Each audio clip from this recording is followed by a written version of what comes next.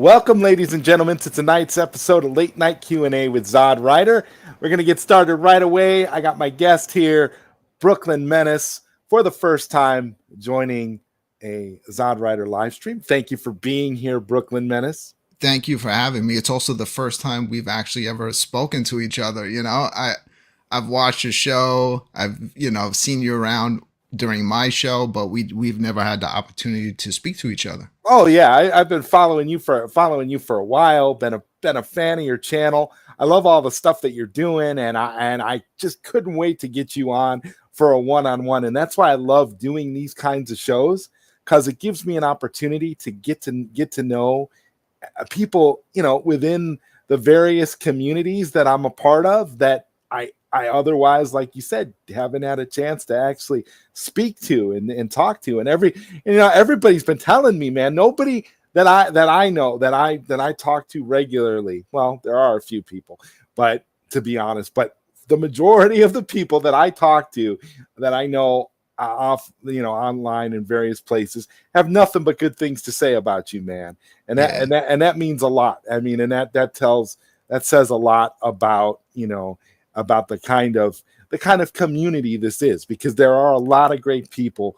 in the home arcade community. And one thing that has struck me is that I feel like people should never close themselves off from getting to know other people in the community, especially the home arcade community, because it's a small community and you never know what kind of friends you could end up having. You never know what kind of common ground you have, because the community is so small, and you never know the type of people that you're meeting if you close yourself off because you're associated with one particular group, and this group over here doesn't like these guys over here, or these guys over here are, and it's all, to me, it's all crazy, because it's all these little cliques within the home arcade community.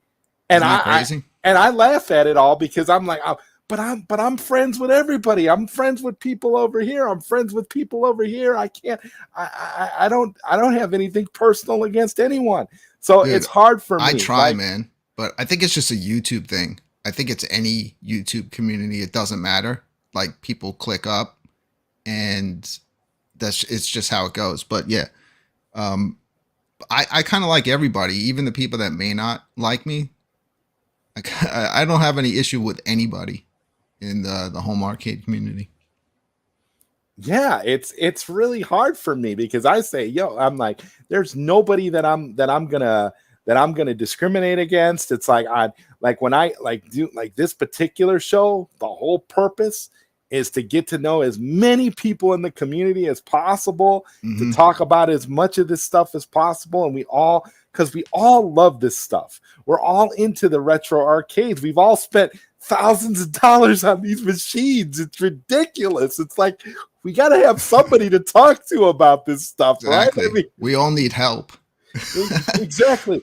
And if we hate, and if we hate each other, then we got nobody to talk to. That's the way I look at it. It's like, well, and I guess that'll lead me into the first topic, which is, can you tell me, and can you tell the audience a little bit about yourself, how you got started with retro games, how you got started specifically with home arcades and all that. What was the whole impetus for you, Brooklyn? For me, it was Arcade 1-Up, of course. First gen cabinets started coming out. I would see them in Walmart. It was still back in the days when, after you played on them for 5 minutes, the graphics on the top would rub out because they didn't have the deck protectors yet. But I wanted one, but I knew my wife wasn't going to be exactly happy if I brought one of these arcades into the house. But I finally got one was when the Atari 12-in-1 came out. Because to have those games with arcade authentic controls, or at least that's what I thought at the time, because they Arcade 1-Up did screw up on some of the controls. But to have that and be able to play games like Asteroids and Centipede and Missile Command, you know, with the trackball, and a spinner. I just had to have it, and that was my introduction into starting to have 3/4 arcades here at my house. However, at that time, I was completely unaware that anybody was covering this stuff or that there were any kind of live shows about it. You know, because I was off in my other community doing my thing. So if I played games, I was doing it there.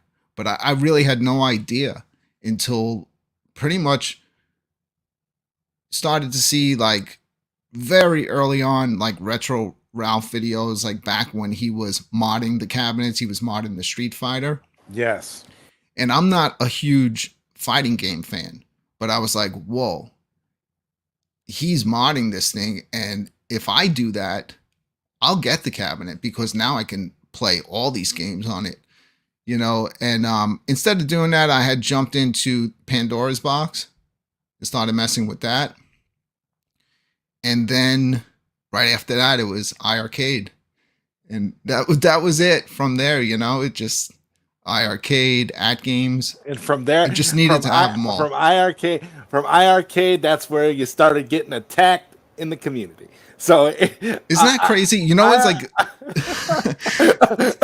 it still to this day boggles my mind how the iArcadians, because I always looked at them as like such a innocent group of guys before I became a part of the show, and like, how did it go downhill from here? How did the iArcadians become like one of the most despised and hated groups on YouTube? Well, I mean, what happened? I don't know. I think a lot of that is I think a lot of that is due to, you know, certain people not getting along with other people, and that's what caused that. But I will say this, and I'm just going to say this one thing, because I'm not trying to throw shade at anybody when I say this. So please don't take this, nobody take this the wrong way. But there was somebody that I was speaking with, a friend of mine that I grew up with, that I've known almost my entire life, who had asked me about the iArcade. He seriously was thinking about buying one, because he had seen it somewhere. I don't know where he was when he seen it. I think maybe he might have gone to one of those shows. I don't know if it was what it was, if it was where it was showcased or something. I don't know where he went specifically, but I know he saw one and he was interested, and he asked me about the iArcade. He said he watched a YouTube. He put in a search for the iArcade, and he came across a show with iArcadians, yeah, and he watched it, and he said, Zod, I got to be honest with you. He said, I wanted to buy an iArcade, but I watched this iArcadian show, and there was this guy on iArcadians named Brooklyn Menace. No, there was this guy on iArcadians named Papa Brad, who turned me off so much that I decided not to buy the cabinet. Brad gets a bad rap. I wish I was lying to you. I wish I could tell you that wasn't true, but that's what he said, and I was just like, what?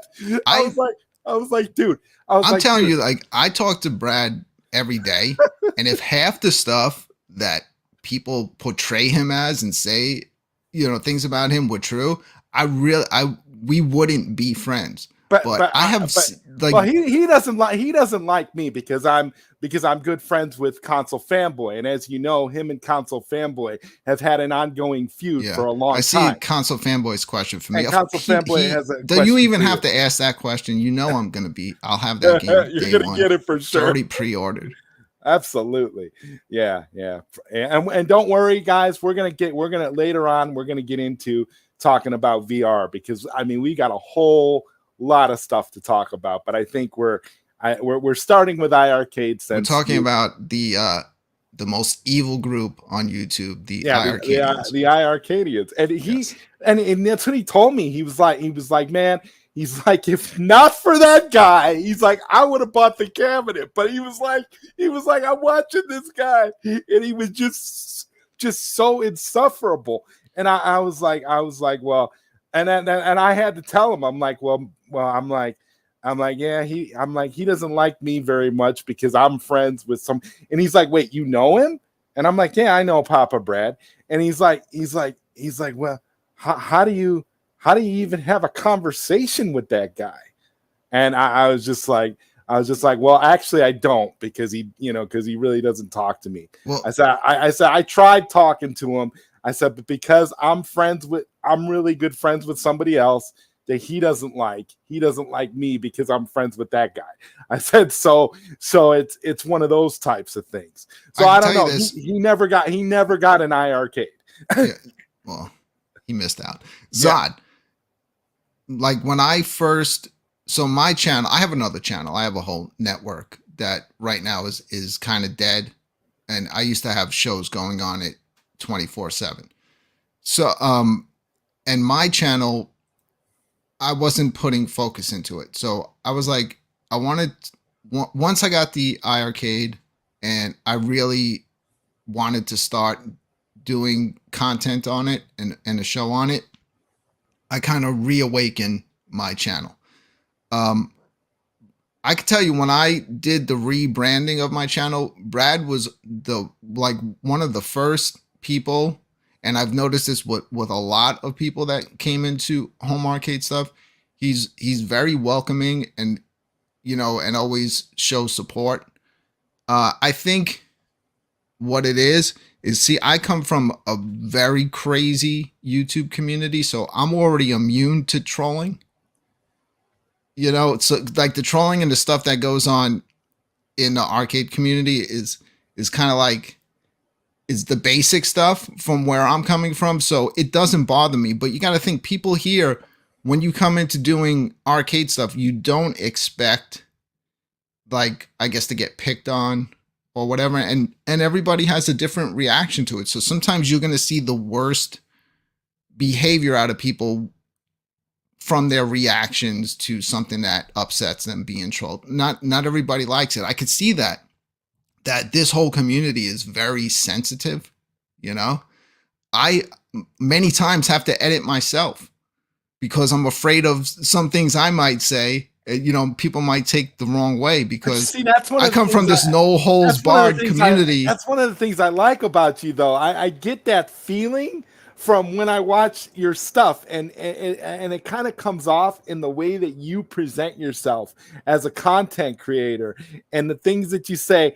I get that sense from you that there's things you want to say that you're holding back because of that very thing, and I like that so much because I go through that myself. I like to just tell it like it is.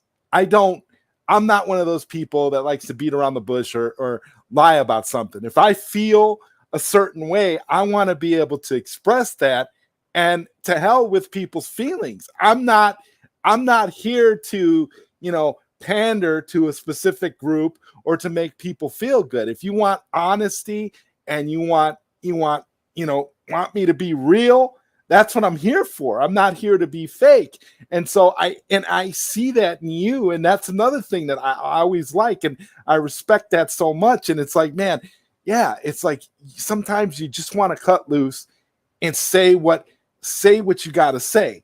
And you can be real without going all out and hurting somebody's feelings or saying something that you think is going to offend everybody. But it's just how you word things. And it's just I'm actually worse to people. Like, you start to know if you're friends with me because that's when I'll bust your balls way worse. Like, so I'm friendly with Brad. Like, I would say we speak or we're interacting, whether it be talking to each other or in a chat on a daily basis. Okay. So I bust his balls. We do pretty much my show. We do it together. I'm a part of the Arcadian show, and so he's gotten used to me, and hopefully by getting used to me, it also helps to make it easier with some of the stuff that goes on when you become a YouTuber. It's just a natural thing. I don't think it matters like what you're doing on YouTube. Somebody is going to do something that's going to upset you or say something that's going to upset you.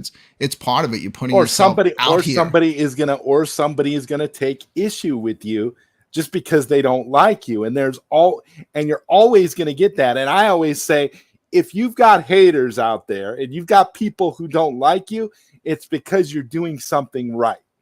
Because if you're saying something that's enough, to get under somebody's skin, and you're just a guy on the internet doing your thing, not trying to bother anybody, that says more about the people that are going after you than it does about you. And what it does say about you is that you're doing something right, because not everybody is going to love you. And that's just the reality. And I'm not going to say some mistakes weren't made, because they were, obviously, crazy, like things that have started to happen. Like in this community should have never happened, but it's too late now. It is what it is. So we are all where we're at, but everyone keeps talking about so much drama in the home arcade community, but I really don't see it anymore. I think it's starting to, it went to its peak, and now we're starting to go in the opposite direction. With iArcade going out of business, it was almost a little bit like a weight off of some people's shoulders, and for me, it was like when that happened, I was like, well, now people are going to start to realize, like, everything I've said up to this point was the truth and really how I felt, because I'm going to still continue doing the same things, still continue playing this thing every day, and had no regrets about buying it. I think it's a great piece of hardware, and I'm happy that I have it. And I'm even more happy now with the Team Encoder board being out that I don't have a gold edition. I'm happy that I have an OG original. Well, I have both. Original. So. Okay, well, you're an Uber fan. You're an iArcadian, so you would have both. But for me, I'm just looking forward to, and shout out to Team Encoder, shout out to Glenn. I put the link in the description for anybody who's interested in Team Encoder's board for the iArcade. If you have an OG Gen 1 machine, it's a $25 board. It's definitely worth it for the quality of life of the iArcade. It's definitely worth it if you want to be able to do all the magic tricks that Team Encoder is going to allow you to be able to do.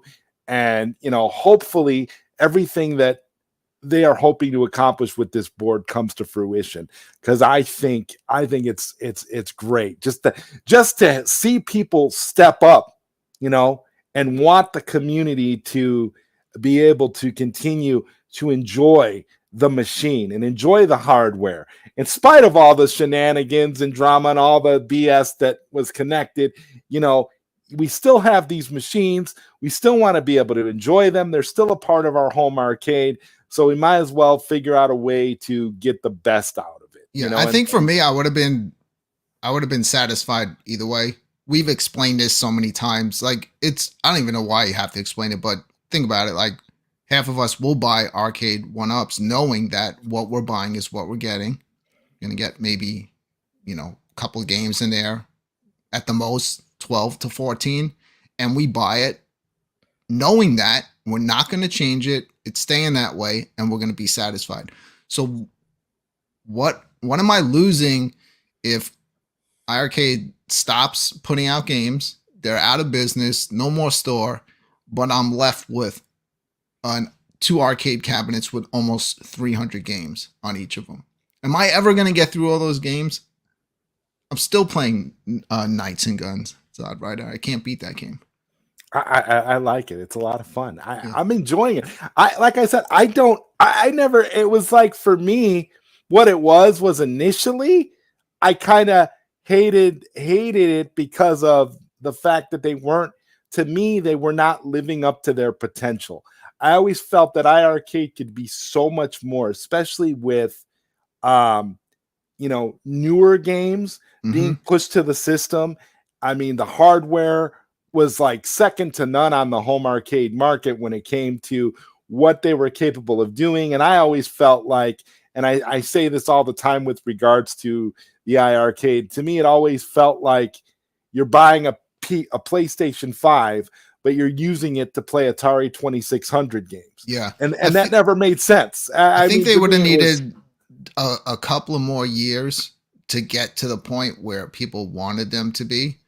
But again, they could get a game that you would be like, wow, this is it. They just got my favorite game. But someone else is going to be saying, oh, this sucks. So that was kind of like the space they were in. They could never make everybody happy. No matter what they did, like they'd get a modern. I don't know. People would be saying, I bought this to get retro my thing. stuff. If we would have got, I don't know, man. I kind of have a feeling though, if they would have got, just as an example, I'm just going to use this game as an example. If they would have gotten Ninja Turtles, Shredder's Revenge, if they would have got that game, that would have been an instant hit. That would have sold cabinets. Yeah, they should have gotten it. I think that would have been the one game, especially when I saw that game on Android, where if you have if you have a Netflix subscription, you can download Shredder's Revenge and play it on your mobile device. But here's the thing, Zod. What would have been the point if they would have got it now? Everyone, what do you think? Like, if they were going to get that game, they needed to get it right after it released, when it came out, when it was hot. When it came out, not 2 years later when everyone's played it 50 times. Well, right. When it was one, that's what I'm saying. When it was when it was released, when it first came out on all those platforms, iArcade should have been one of the platforms.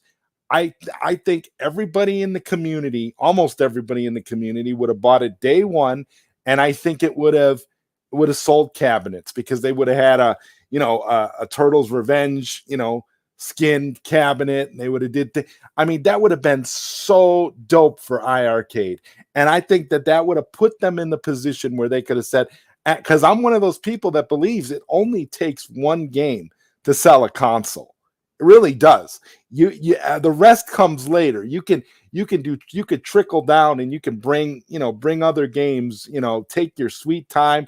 Eventually maybe they might have gotten Streets of Rage 4, but that game is eons old now and whatever, but eventually they might have gotten that. I mean, eventually they might have finally listened to me and Console Fanboy and got some Dreamcast games. Yeah. That would have been nice too.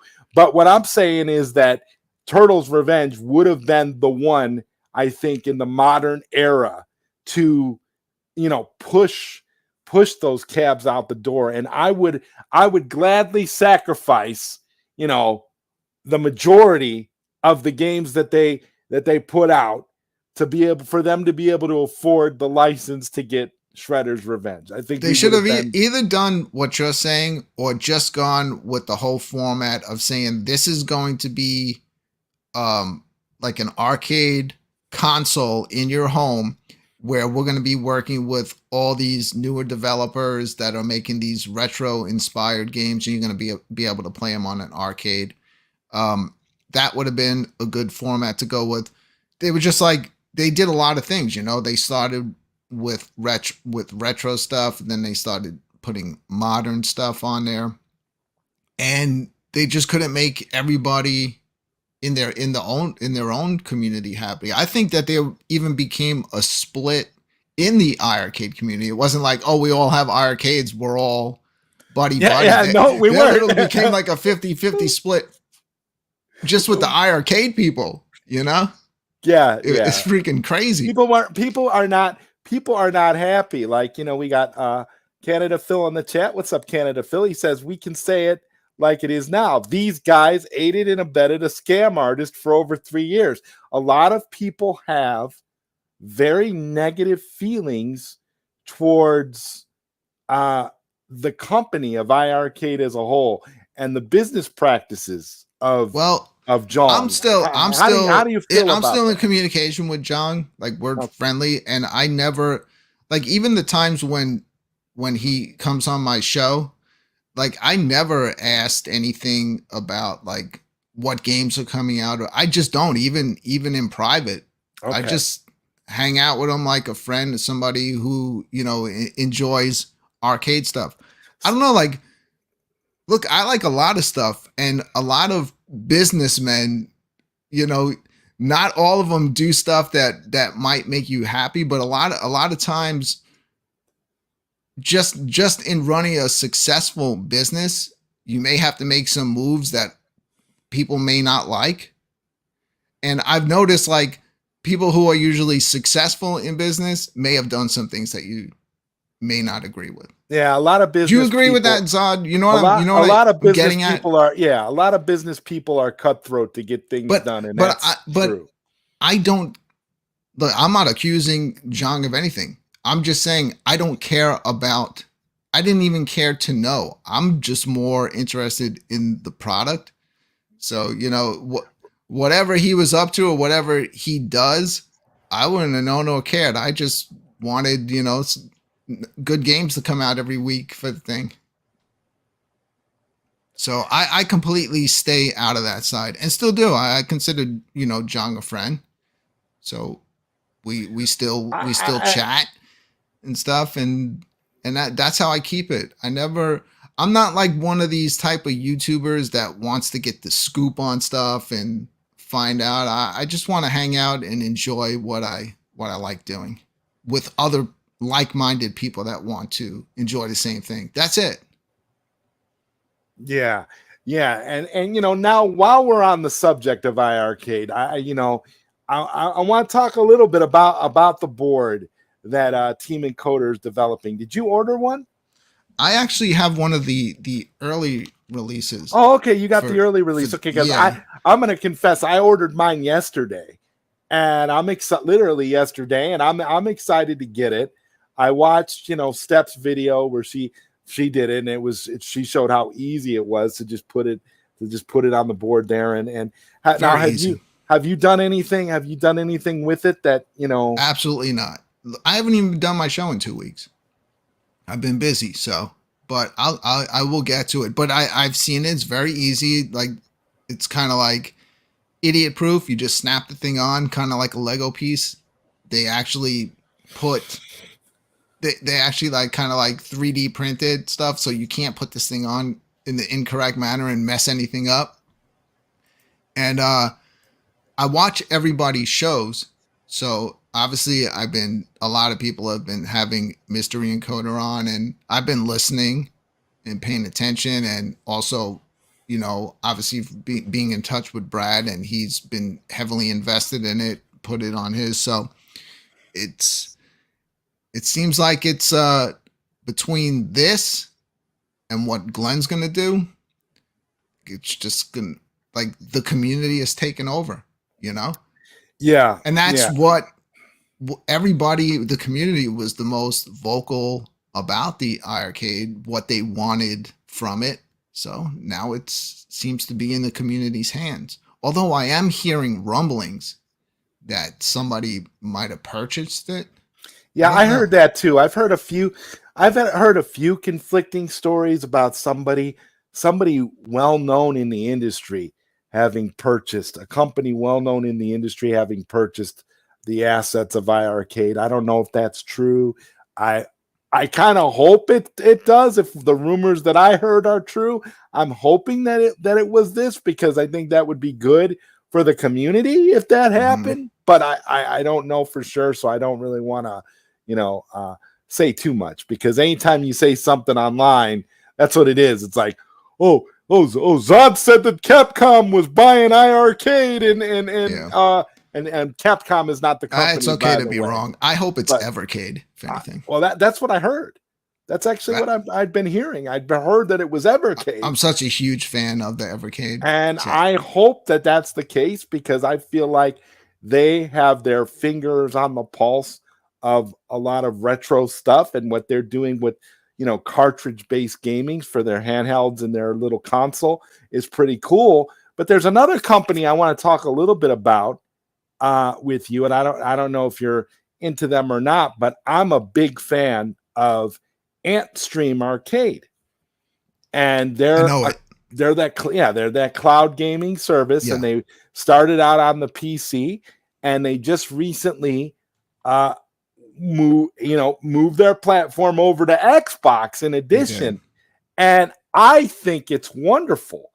I've been playing it, and there's so many games on there, so many retro games. It's all cloud based, so you don't have to download anything. It's all based, for those that don't know, it's all based on the quality of your internet connection. But by and large, if you have a halfway decent internet connection, you'll be able to play all these games in their glory. They play very well. I have not had any issues, and I think that iArcade would have benefited, particularly at the end, by partnering with someone like this to allow like a third party to be included on their system. So you would have been, so you could have had, so say you could have had Antstream on there, and now you have access to thousands of retro arcade games. And I mean, I think that also could have helped extend the life of. I think what the Antstream is doing correct are the little challenges that they Yeah. do in the games, and that was something that I thought was going to happen when this update was going to finally happen with the that Michael was working on for iArcade. And from talking to him, because what like the times when he's been on my show, we were always trying to find creative ways to play the games against each other on the shows, So I'd kind of mentioned it to him, and it seemed like he hinted to me like that was something that they were going to implement, but we never got to that point, so we never got to see it.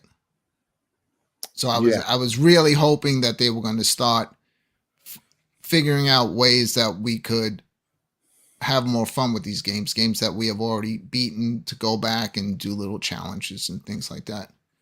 Yeah, that would have been kind of neat. And the whole idea of like, because the Antstream is doing all that with like the leaderboard challenges and stuff too. And that's kind of what a lot of the iArcade stuff was. The entire time I had iArcade, I was never able to play against anybody online.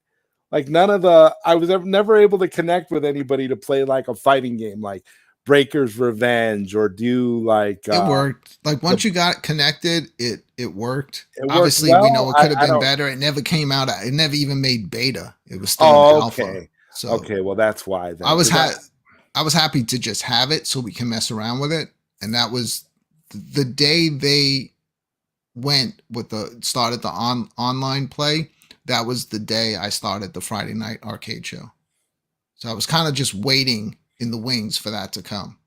And as soon as it happened, that was the night I started the show.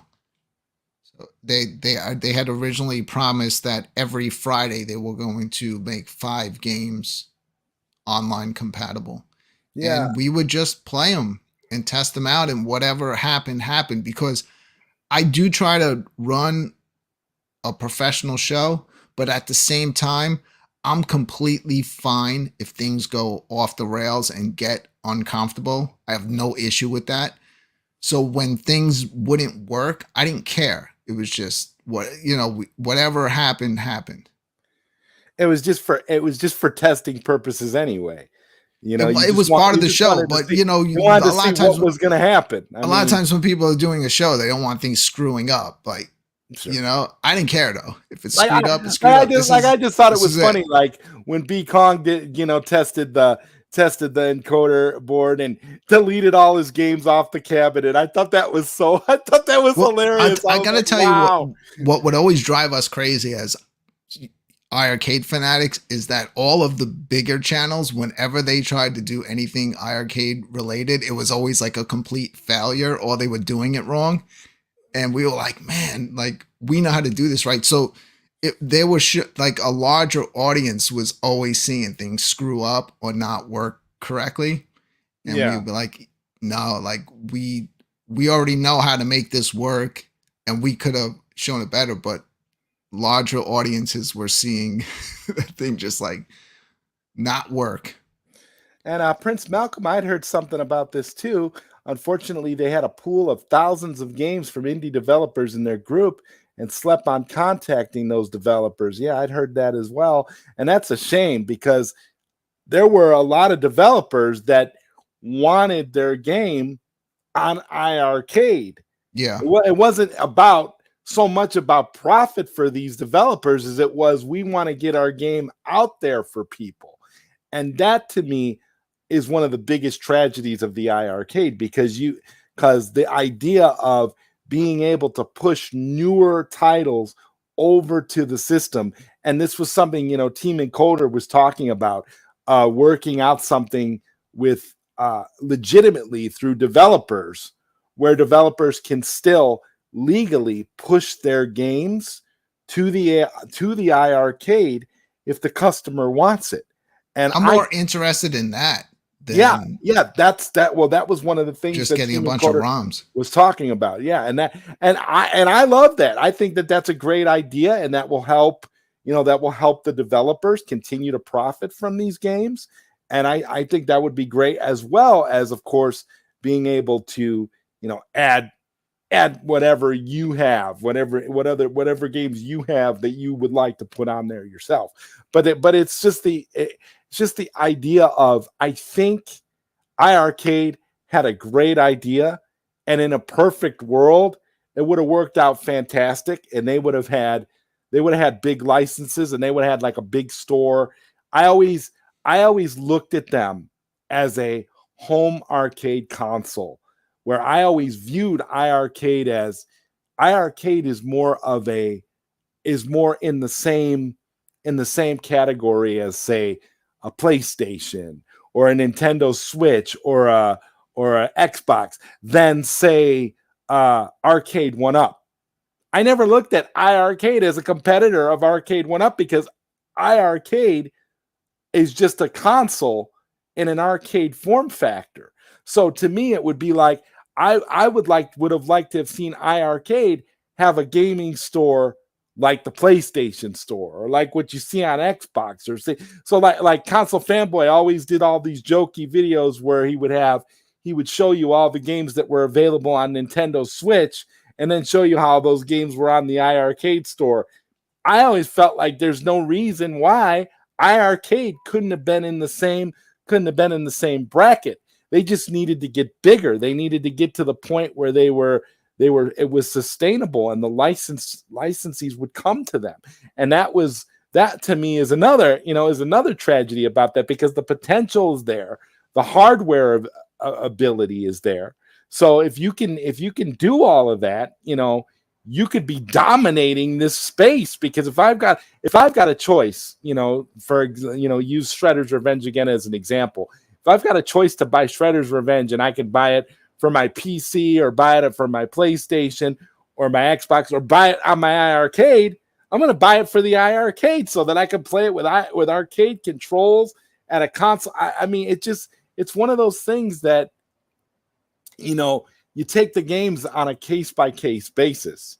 Yeah. And if you're an arcade fan, that's how you want to play games. And that's kind of how I looked at the iArcade. So I kind of felt like a lot of people were looking at iArcade wrong, because they were looking at iArcade as a competitor to Arcade 1-Up, or to At Games, or to I understood this point on that, because I'm a huge fan of the Switch. I have every console, Xbox, PlayStation, of course, everything from Nintendo. But even though the games were on both formats, I only found in me comparing about two of them that I enjoyed playing more on Switch than I did on the iArcade. For the same reasons what you said, some of these games belong in that arcade environment. So it was just great to be able to play some of these modern retro games on what was an actual arcade. When I try to play shoot 'em ups in other games that are meant to be on an arcade on a Switch, it's just not as much fun for me. They belong in an arcade. They have I could play a lot of the stuff. Night Slashers you can play on the Switch.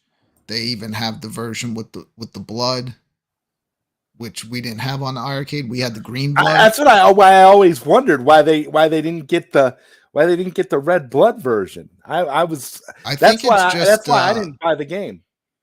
yeah, I think it's just whichever country version they bought. One country had the green, one had the red. Yeah, the USA version was the red, and then the rest of the world I think was green. So it's not like something that they could have gone in and just like a toggle switch, turn on red blood or turn on green blood. Not with Night Slashers. No. But I played it on both. But it's night and day. That's the type of game you want to play on an arcade cabinet. And that's also the type of game that you're never going to get on your Arcade 1-Up. There's nothing bad about Arcade 1-Up. Same reason why it was never a problem with Arcade. Yeah, Arcade was never going to get Pac-Man, but it didn't need to because most of us that have a home arcade already have that. But we didn't have the kind of like stuff, the games that we missed out on in the arcade, the stuff that was like way far in the back, you know? Yeah. And those are the games I wanted to play. I've already played Pac-Man 10,000 times. I've already played all these huge hits. Do you have a Pac-Man cabinet? Like, I gotta ask. Do you have one? No, okay. I don't. Are you getting the XL? I'm not. No. I'm done. I've said it. Yeah, I'm not buying anymore. Yeah, me too. I'm not buying stuff. Any more cabs. It's like to the point where it's like, look, I sit back and I watch everybody, and I've for years getting so excited and speculating on what's coming out when I see something right behind them. Like, dude, you can already play it. Like, why are we wanting Robotron so bad when you already have at games? Just go play it on your at games at this point. You know, so you could do it on a Smash TV. Just go play it on at games. You could play it on at games. Yeah. That's the thing I don't. That's the other thing I don't get. You have so many options to play these games that it doesn't really. It's the licensing is just a big pain. That's why I always that's where I always thought, like, at one point I was thinking that iArcade was just going to say whatever, and they were just going to open it up, and they were going to create some kind of bring your own games option like at games, because I felt like they were handicapping themselves by keeping it such a closed system, but then not being able to afford to go after the bigger licenses. So people were just like, always stuck, because it's like, unless you're a diehard fan, how many of those games are you going to buy? I mean, I know there's a lot of games on there, a lot of classic arcade games on there that I bought, that I was happy to have because I remembered those games and I liked playing those games, so I didn't mind buying them. But there were a lot of games that just came out that, quite frankly, to me, were just plain shovelware that I had no desire to play. I didn't want to touch. I had no interest in, and I wasn't going to pay, even if it was $4.99. And then when they threw a bunch of ColecoVision games on there too, I thought they were nuts. I'm like, why are you doing this? You could just you at this point, you might as well just open it up and be like, okay, you have a bring your own game option. You can add games, and we'll still continue to get licenses and continue to get games. And I think that would have sold more iArcades. I think ColecoVision is hit or miss. It really depends on how old you are. I grew up with that, so I didn't need to own every ColecoVision game, and I don't. But there were a few that were really great to have again on the arcade. So I definitely picked up. I probably have about 8 ColecoVision games. Then they started coming out with these new homebrew games. Yeah, I thought some of them were pretty good. I bought some of these games you have to give them a chance. But think about like with arcade. If you just think about it in general, the games weren't terribly expensive, you know. So how are they making money anyway? Because it's not like every single person that had an iArcade was buying the games every week.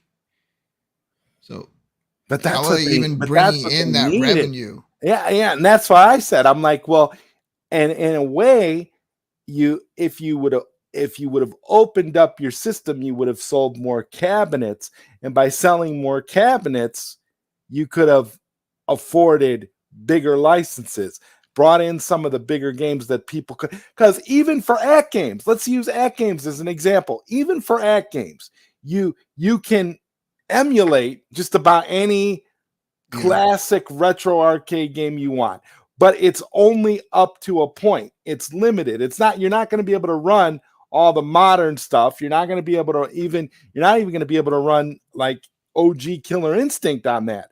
But now, what did Act Games announce? Act Games announced a partnership with Rare. They're coming out. They're gonna give you Killer Instinct in a game pack. You're gonna be able to buy Killer Instinct and play it on whatever Act Games hardware you have.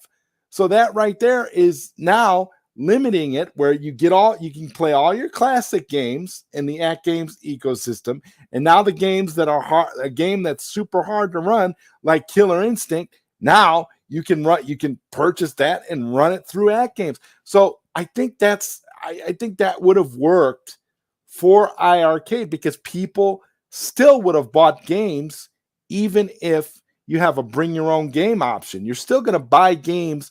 You're going to buy games that you can't add yourself. So if it's like an indie game, like what's the name of that game that everybody was excited about, and then iArcade took it away from us? And I played it for like 5 minutes before I lost it. What was it? Interstellar Circus? Is that what it was called? Circus Interstellar. Circus Interstellar. It was a lot of fun. I was enjoying it, and it got taken off of the cab, so I can't play it now.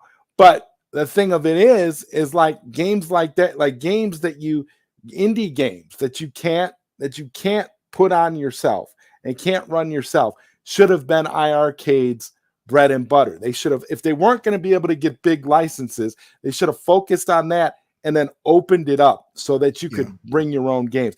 And I think that would have ended all of the negative discussion, because nobody says anything about Act Games.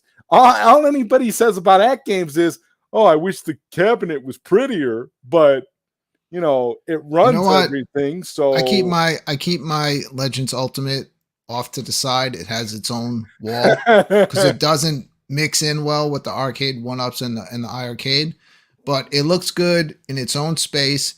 And once you get that bit LCD with a bit, that's it. It's a game changer, because everyone's talking about the design of the cabinets when half the people don't even have the space anymore, so they're just squeezing it in. So all you're seeing is the front of the thing anyway. On the Legends Ultimate, once you got the bit LCD on there and you have the lights out in your home arcade and you're switching through games, it kind of takes on the look of every cabinet that, whatever game you switch to. So their business model has been different. They released the Legends Ultimate, and then they would keep coming out with little upgrades and things you can do to it. You didn't like the art on the side, they had the side art that you can put on easily, like these like vinyl side arts, and then they have the little plexiglass covers you can put over that. When I bought mine, it came with that, so I got the Space Invaders, and I flipped the front. I didn't want to see the name of all the goofy games on the front. That was like a Gen 1 arcade 1-up thing. Yeah. So how many cabs do you have total? I have the gold, the Space Invaders Gold, the Gen 1. I have Marvel vs. Capcom. I have Ridge Racer. I have the Atari 12-in-1, the Gen 1, and I have Legends Ultimate. Okay, yeah, you got a great collection. And again, if you have Act Games, you can pretty much play anything you want. You see and you can see the pinball in the background. Pinball. Yeah, you gotta have at least pinball with every single pinball table that they make for it. Yeah, so it's what else do you need for real? So no more. Yeah, so no more issues. It's fantastic. I feel my wife said I wasn't getting any more after the 12-in-1, so I think it worked out well. How many do I got? Let's see. I got the MVSX, I got the iArcade Gen 1. I got a custom Mortal Kombat Bobby Vucade bar top that Bobby built for me. I got the arcade 1-up Defender Partycade. I have a I have that too. I didn't count that as a cabinet, I have but a I do Mortal have that. Kombat Play Minimal arcade cabinet, which is essentially a replica of the Mortal Kombat 1 arcade machine with the Johnny Cage art and a Raspberry Pi 4 in it. And then I've got the Mortal Kombat 2 countercade. And then I've got an At Games Legends Gamer Pro. I mean, you got a that problem. I got hooked up to my TV. So I got too much. How many like cabinets have you bought that you sold to make room for something else? None. Everything that I have. All right, that's cool. Like me. Everything I bought, I kept. I've never sold anything. Yeah, I haven't had to sell anything. I think the only one that I didn't even sell, I sent back because I bought the Mortal Kombat 2 countercade when it first came out, and I had buyer's remorse and sent it back and got my money back. And then when Amazon had that sale where they were selling the countercade at a mistake for like $18, I went and I bought it on Amazon and got it for $18. And I've kept it. I never got rid of it. So like you, yeah, I never got rid of anything. I kept all my stuff, but I'm not buying anything else. I'm really not. So I'll live and enjoy myself through all of you when you get your new stuff. So that's how I do things now. I'm good. I'd rather not have like a whole cluttered mess. And I'm not going to get rid of things. I didn't buy these to get rid of them. I almost considered maybe getting rid of the Marvelverse Capcom 2 because I'm not a big fighting game fan. But I know I'm going to regret it if I do it. I almost bought it, and I had the reverse of you. I almost bought it, but I regretted it before I bought it, so I decided not to buy it. I was like, wait a minute, this is Arcade 1-Up we're talking about. There's no way that they got the emulation right. It looks nice in the background. There's no way that they got the emulation right for Marvel vs. Capcom 2. I wouldn't even know if they got it right. I don't buy it. I wasn't like you people that know the ins and outs of some of these fighting games. I don't. So there's maybe other games. I think even other games I may not even. Like that pixel wasn't supposed to be. Well, you got that. Okay, but here's the thing: you got that Ridge Racer. Now, did you do like Phil and get that buy stuff arcades mod? I canceled my order. I did. I love it, man. That's exactly how I am. I just canceled the shit. I was like, you know what? Screw. I'm not a big modder guy. I just I buy them and I like to leave them alone the way they were. Yeah, like the way they were meant to be. Yeah. Now my mini play minimal Mortal Kombat machine is one of my favorite arcades, but it's so small but it looks amazing. It's like the perfect replica. And it initially came with an orange pie in it. And the orange pie was so buggy and the arcade was always crashing. So I learned how to mod so that I could put a Pi 4 in it so that I wouldn't have problems with it and it wouldn't keep crashing. And ever since I did that, it's been great. It's still to this day one of my favorite arcades. But like I told you, none of the arcades that I got, do I have any intention of getting rid of them. I like all of them. That's why it's such a tough decision when it comes to buying them, because when I buy them, I'm not buying it for the intention of, in a couple of months when the newest version comes out, having to go through all the hassle of trying to sell it so I can get something else. Well, that seems to be like the Arcade 1-Up game because they screw with you, man. You buy it, you think, arcade, this is it. This is the pinnacle. This is the pinnacle of Pac-Man. Miss Pac-Man cabinets. They're never doing any better than this. And then you buy it, and 2 weeks later, they're like, "Look at this brand new shiny Miss Pac-Man." And what are they going to do? They're doing the Pac-Man people dirty. I think they've gotten to the point where they've perfected it. Like, what are they going to do next? So now they're doing the Pro no riser version, but no, not even right. Because even the newer Pac-Mans and Miss Pac-Mans didn't have a riser. So it's like, how are they gonna what are they going to do next year with Pac-Man? Console Fanboy wants to know if we're getting Time Crisis. I'll tell you right now, no, I'm not. No Time Crisis for me. No, let me tell you, I'll enjoy it through other people, but I'm telling you, I know you mentioned VR. Once you start playing like gun games in VR, there's no turning back.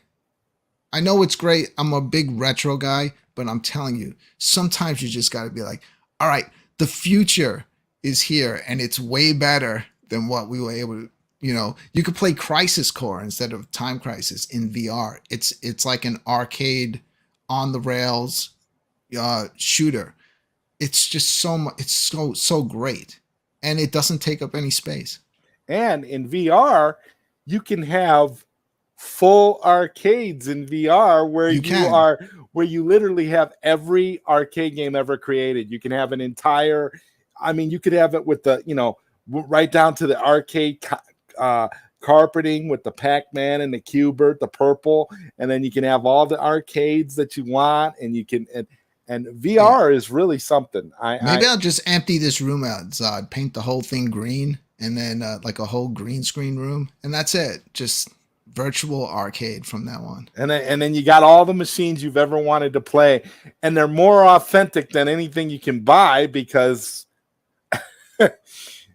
they literally take the blueprints of the actual machine and do the appropriate art. I can tell you, I do enjoy pinball in VR big time. Oh, I do too. Because I got Star Wars pinball. Yeah, so you know about that. But so when you're playing pinball in VR, not only are you playing the pinball machine, but things are happening around you. Like you're playing the Walking Dead pinball machine and you have a zombie that's right over to your right, ready to attack you when you lose a ball. So it's fun. And you see a bunch of zombies trying to break into your house when you look out the window. So yeah, VR pinball is great. That's Star Wars, when you get your whole Star Wars room, and as you do things on the arcade, you open up more designs for your room, for your little hangout. And it takes up no space.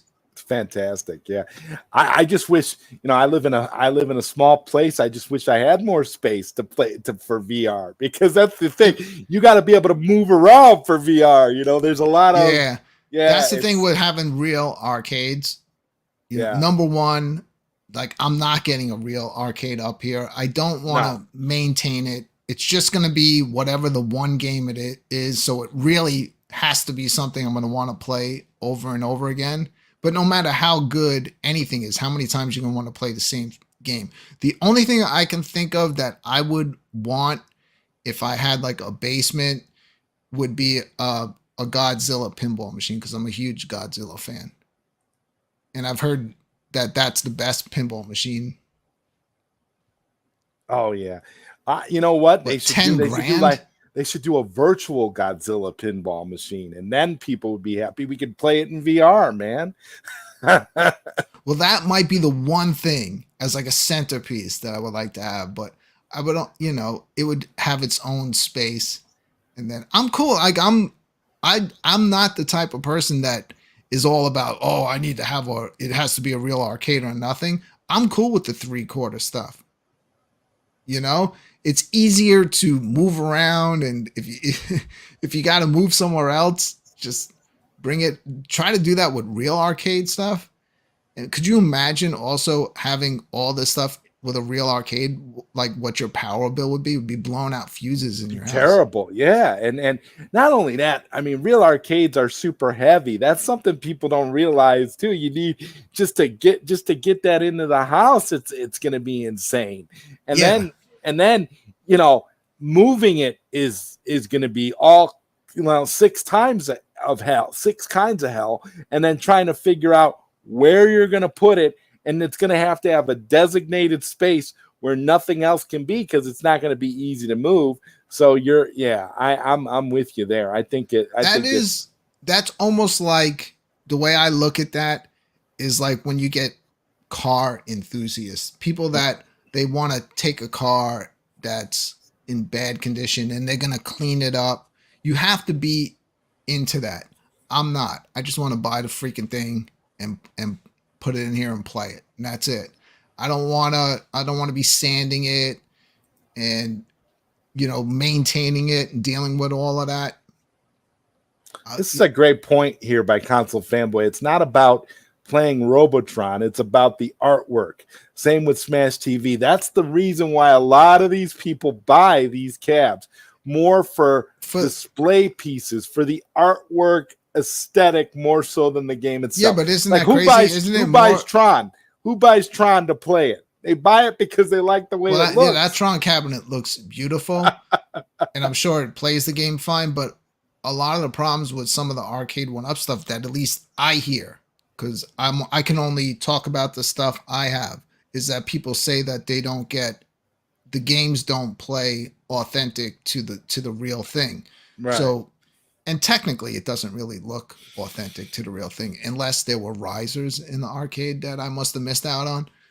It doesn't look like a real arcade machine. Yes, you do get the artwork and it's the closest thing to it, but it doesn't look like the real thing. And like I said, half of us have so many of these things that you can't even appreciate the artwork on the side of it. Yeah, because you're just jamming it in. Keep it limited. So you get another one. Yeah, keep it limited. For me, I'd rather the game play the way it's supposed to. I agree. That was my problem with Marvel vs. Capcom 2. I was afraid. Yeah.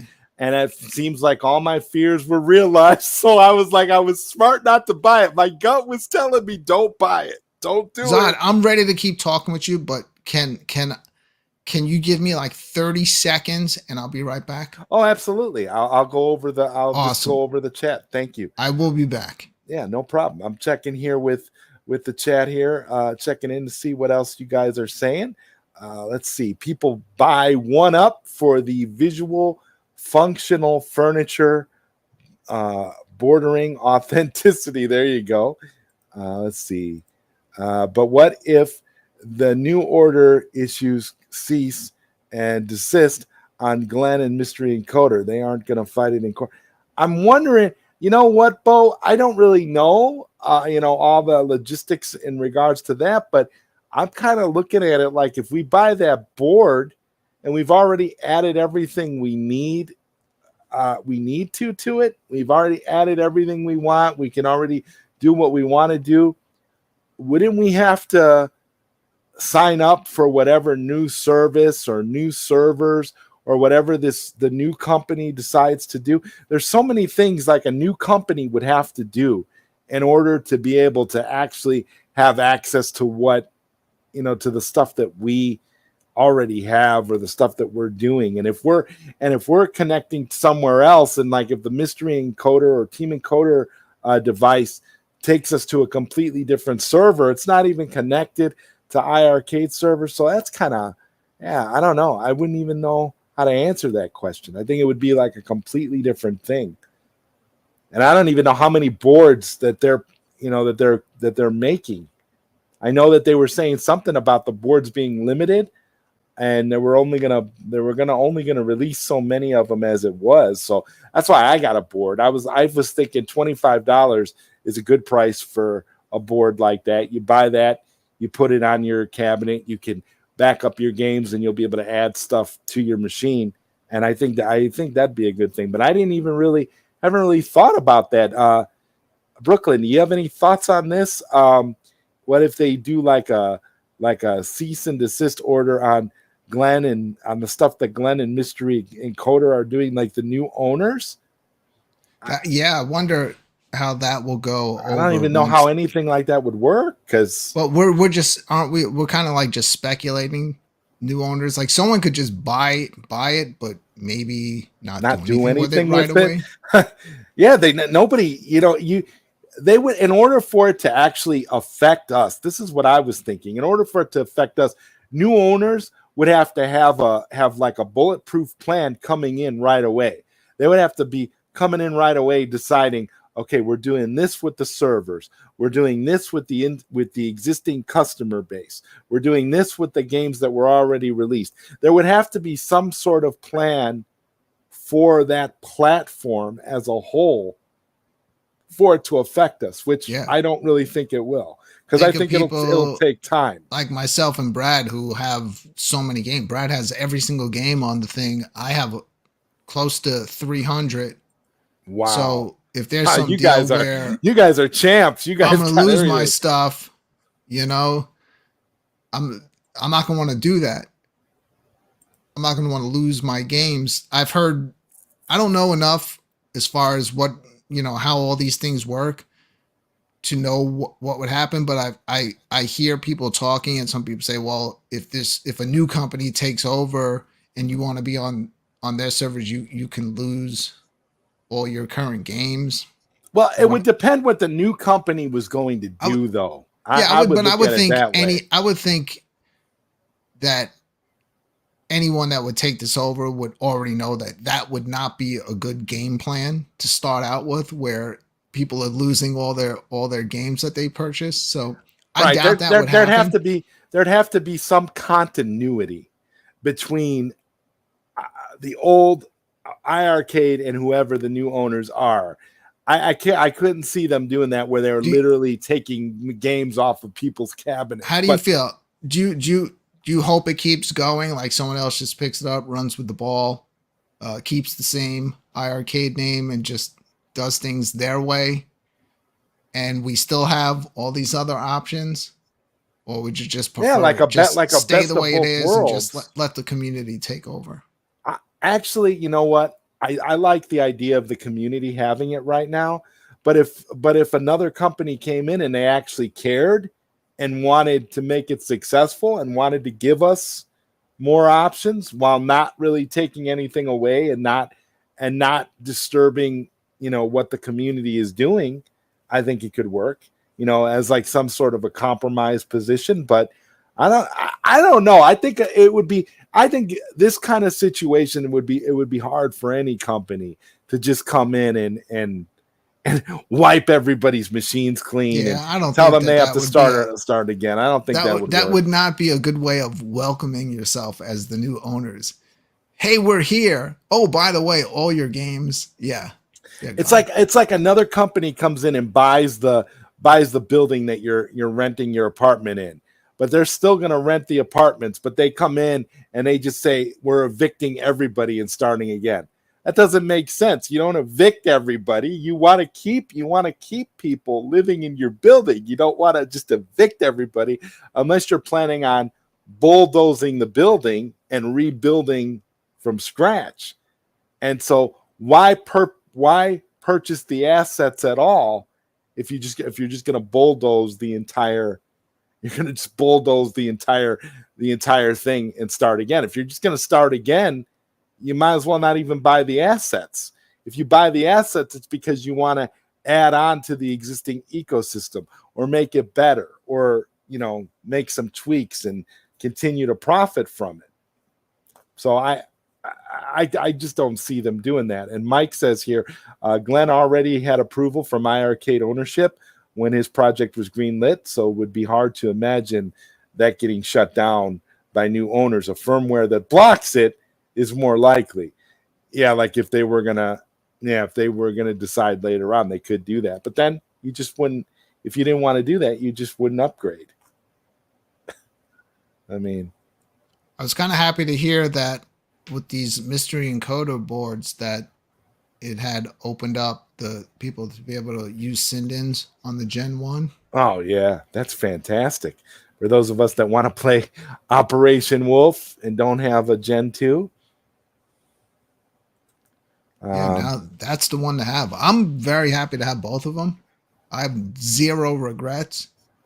I still get so much enjoyment out of them and will for a very long time to come. So, and now with, I'm leaving the gold alone, but I will put Glenn's deck on my Gen 1, and then when he has his version of like a pie that he's coming out with, I'll get that as well. Oh, yeah. I like the fact that he's doing it where you switch over to it, but you don't lose your authentic iArcade. Yeah, that's great. Because then once you do, because otherwise once you do that, it's no longer the iArcade. Correct. But then I also like the fact that with the mystery encoder board, you'll be able to add stuff to the existing ecosystem as well. So it'll be nice to see games that you decide to add just being part of your existing iArcade. I like that. I like that, like today Steps showed an example of, she said she was able to play Mortal Kombat on her iArcade today. And that's great to hear. That's wonderful.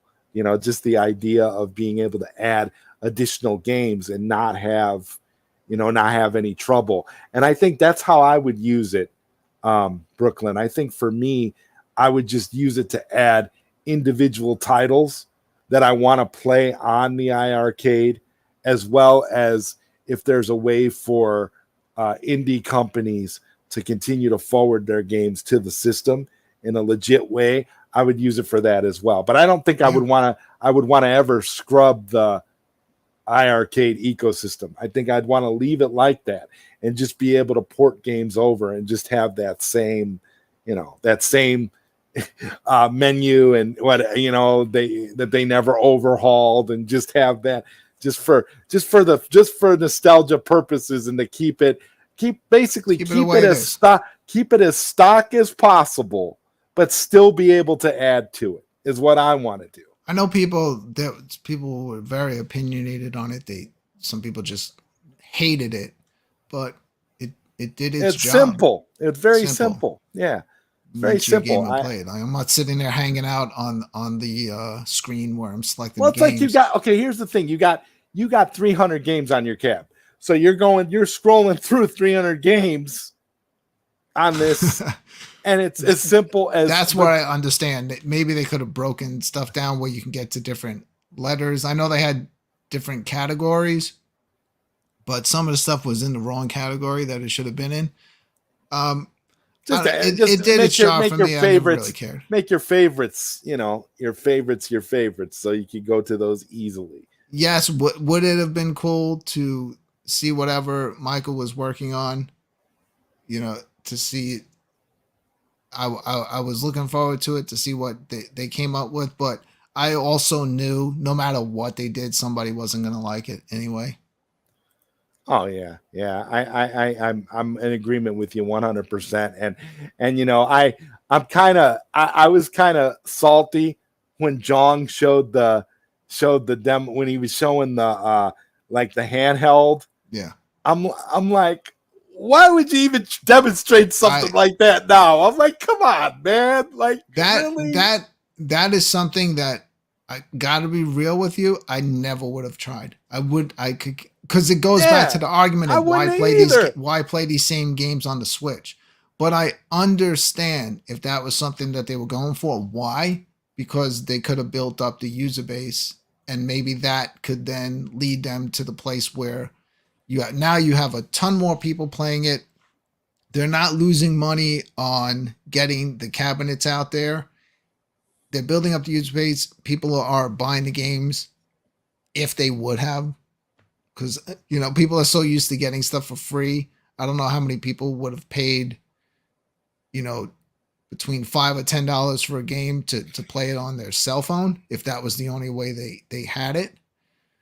But I understood what they were trying to do, is they were trying to just increase the user base by tenfold and have more games being purchased, so then they could get to the bigger titles. Right. The idea was to become more of a software company, so you could make more money that way, because there's a hell of a lot more users in the mobile market than there is on the iArcade. The iArcade's a very small user base in comparison, so you're not gonna grow by just continuing, and that was the problem too. You're not going to grow by just continuing to cater to that small user base that you have. So maybe they should have went mobile a lot sooner. I don't know.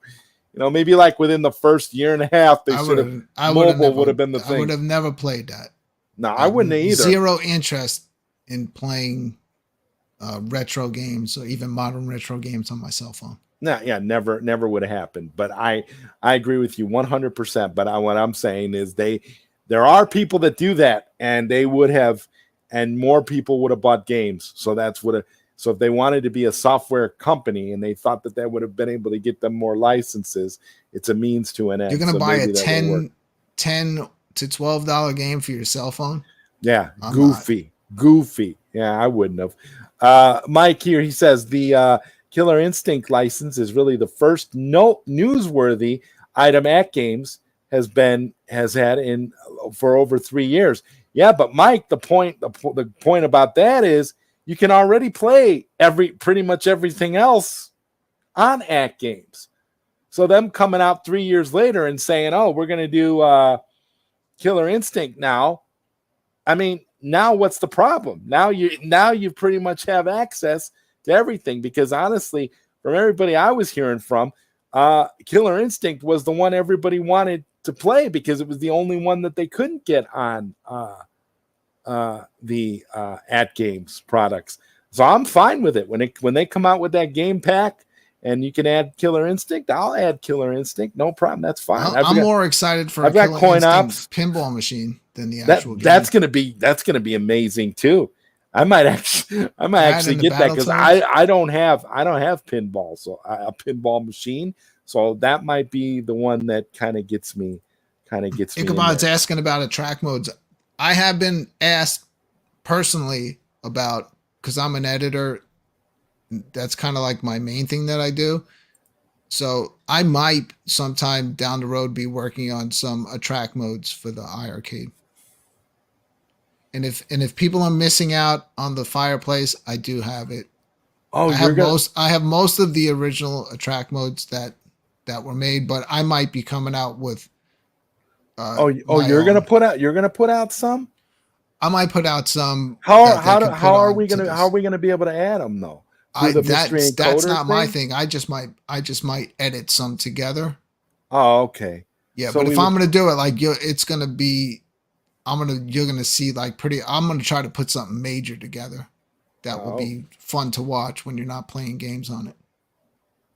What about and Ichabod? Thank you for the $1.99 super chat. It says, what about some mystery encoder attract modes? Yeah, I'm pretty sure that would be fantastic. I'm wondering about that. I'm gonna have to get mystery encoder on here one night too, because to talk about all this stuff. But I think attract modes, it's a big thing. Like for me, my favorite attract mode for the iArcade was the Yule log.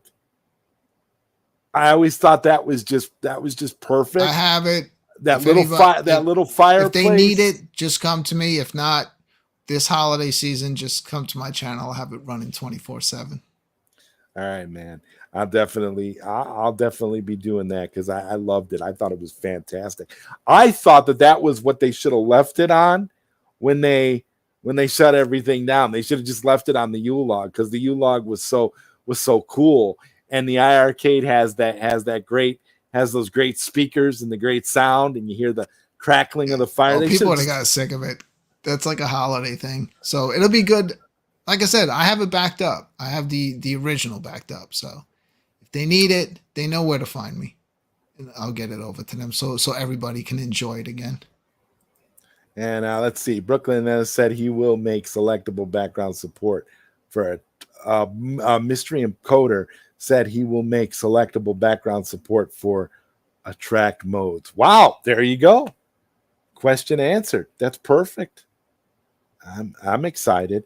And Mike says, I'll get the KI pack for at Games as long as online is working and functioning. I haven't had a lot of success with ArcadeNet in the past. Yeah, I never was a big fan of ArcadeNet. But what I do like is the fact that you can go on and you can play whatever you want. And Mystery Encoder says he said no such thing. So I don't know. We have conflicting reports in the chat. I don't know. Okay, I don't know. Mystery Encoder. I have no idea. But but I can edit them if you need a guy. Make some good Okay, attractions. there's a back and forth going on. Mr. Encoder, you said down the road it's an option. Okay, so He's trolling. let's see. Mr. Encoder says I'm trolling. I just joined. I don't know what you're even talking about. Okay, Mr. Encoder, that's awesome. I might have to reach out to you, man, and get you on for a late night Q&A at some point, Mr. Encoder.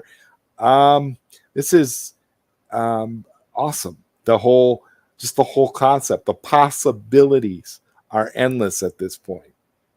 I mean, like I said, I'm excited. I got the board coming. I ordered the board. I can't wait. You have the board. Everybody in this community that has an iArcade should have at least ordered the board by now, or have had one sent. I don't know. I hope. Yeah, don't wait on it. I mean, one thing I did hear them mention is I know that they have the batch 2 coming out, and we don't even know if there's going to be a batch 3. So don't be that person who misses out and then all of a sudden you want one, you can't get one anymore. I don't know. I don't know. Like, Steps was playing Mortal Kombat today, and I freaked out because I'm like, man, that's going to be so great to be able to play Mortal Kombat on the iArcade. I love it, and the fact that you have the ability to go in and map controls, so you can map the buttons the way you want them to be. That's awesome. Like, I can't wait. Neo, what's up, man? The upgraded cab with the new board for At Games is promising. Capable of running DC, Dreamcast, Naomi, Atomic Wave. Just curious if they keep with the bring your own game strategy now that they've stepped into the licensing game. Probably. I mean, that's the smartest move, I think, to do what At Games is doing. Keep bring your own games as an option, but get licenses for the bigger stuff, and people will pay for it. I mean, like, and it's like you just said about you being more excited for Killer Instinct Pinball than the actual Killer Instinct game, because I'm just not a big fighting game fan. Yeah. What's your favorite arcade game of all time? Mine? Yes. Man, that's a tough question, Zod. Well, mine is Mortal Kombat. Mortal Kombat 1.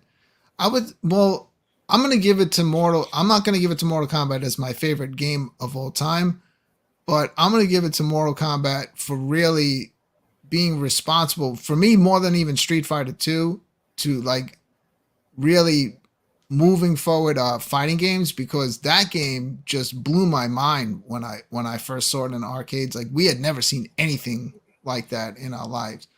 But man, what's my favorite game of all time? Dude, how could you answer that question? Are you talking about like retro stuff? I'm talking about arcade games. Only arcade. I would probably say what, Smash TV? Maybe. Oh, okay. And you can play it, so you're good. Yeah, I can play it, but I'm going to say that because I can just remember when Smash TV first came out in the arcade, and we rolled up with a whole roll of quarters. I had a roll, my friend had a roll, and we just went 2-player through that whole thing in the arcade when it first came out. And so I just have good memories of that. But I'm just going to say that for memory reasons, but it's probably not my favorite, I'm sure. Once I'm not on your show, I was going to say for me, I was going to say Pit Fighter, but I'd be lying. It's Mortal Kombat 1.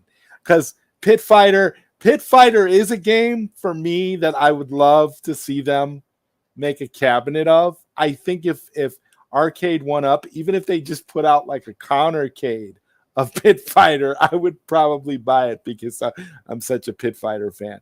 But no, for sure it's Mortal Kombat, the first one. Not Mortal. I mean, don't get me wrong. I liked Mortal Kombat 2. I liked the other games, but nothing for me was more. Is there more of a connection arcade wise than the first Mortal Kombat? Because I'll never forget the first time I saw that game.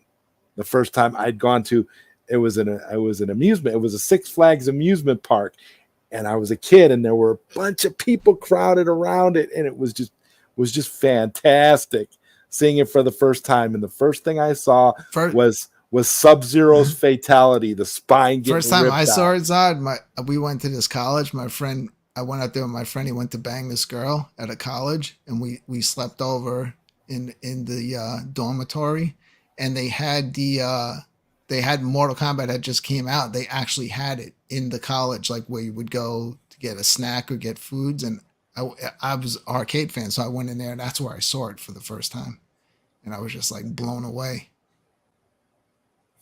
Wow. Yeah, everybody, that's the thing about the game. It was so revolutionary. Everybody remembers when they first saw it, where they were, what it was like. And when it's something like that sticks with you, no matter what, it's like, wow, You know, it really stuck with me being in the room while my friend was with that girl. Yeah. that changed you for your whole life, probably. Man, he was performing some fatalities in real life. Oh my God. Let's see. Steps Gaming says, I am no good at Mortal Kombat. Maybe I can learn now. Let's see. I mean, the iArcade board can run Naomi. Dreamcast and Naomi. Yeah. I mean, we know it can, and that's why it was like a no-brainer. Like, get Dreamcast games, get Naomi games. Come on, man. Get games that Arcade 1-Up would have difficulty running. Like, I always thought, for me, it was like Marvel vs. Capcom 2 and Killer Instinct should have came to iArcade. I don't know why they were Arcade 1-Up. I mean, I always thought that's what it would be. That's the kind of stuff that iArcade would try to get. But again, it's all licensing. That's all it is. Let's see. The At Games board will run PS2, a GameCube. Can't say Dreamcast, Naomi. I want Virtua Fighter, as I was promised by someone in the iArcade community. Steps, you want Virtua Fighter? I'm happy just to see Mortal Kombat running on it. I think that's great. I just want to push that game to my iArcade, and I'll be happy. I'll add a couple more, and I'll be good enough.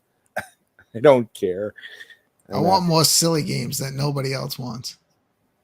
Oh, and I want Pit Fighter as well. Yeah, well, Pit Fighter, come on. Not everybody, a lot of people laugh at that game. Yeah, it is. It's a silly game. It's really silly. It really is. A console fanboy says, wow, Brooklyn, respect. Thank you. MK forever. There you go. Hey, I'm not saying I can play it, but I enjoy watching it. There you go. Oh God, Brooklyn. Now you have console fanboy. You'll have console fanboy nonstop clips. No. What's the one game? What's the one game you'd like to see on iArcade that you always thought should be there? That if you could have one arcade game. It's really not an arcade game. I wanted Xenocrisis. It's a twin stick shooter. Oh my God! And it was on everything else. I'm like, why can't I want this on there? It even got an official Neo Geo port. Yeah. I'm with you 100%.